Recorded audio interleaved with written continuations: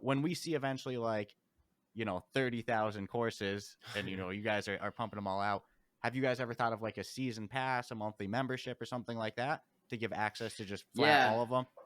Yeah, well, I will say Valhalla is going to be a free course because we thought it would be really cool to kind of mark our relationship with the PGA by offering that course for free. So that Shit. is going to be a free Wow. course, That's and a huge. big part of Wow. why I've been thinking about that question more than anything, and you know every business kind of has to determine like what are they optimizing for, what's the most important metric to be measuring and improving.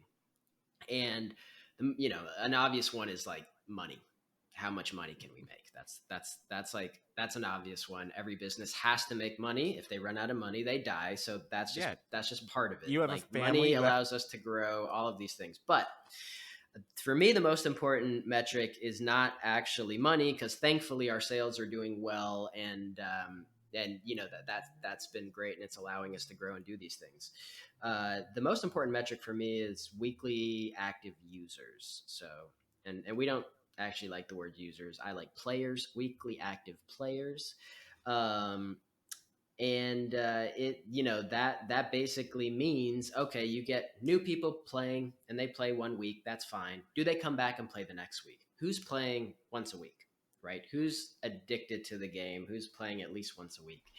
And for me, that's the most important thing, because if let's say, if the majority of our players are playing once a week, they're much more likely to tell their friends about it, to talk about it, to get other people who buy a headset to kind of try it out, and to just really enjoy it and see the new features that we're building.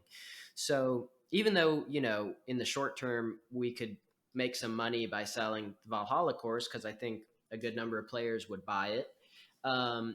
I think we're more likely to increase our weekly active players if we give it away for free. So instead of a subset of people willing to buy it, instead of them being able to play it, now anyone who's bought the game can go at least see the difference between the Cliffs course and Valhalla, which again is designed by Jack Nicklaus, and some of the views you get are just phenomenal. And it's like, as I'm building the course, I'm thinking like, man, I really don't want to restrict who's seeing this. Like, I really want as many people as possible to see this. So in the short term, that's kind of why we're doing that. We just thought it was a really cool way to give back to our players, and I just want as many people as possible playing Valhalla.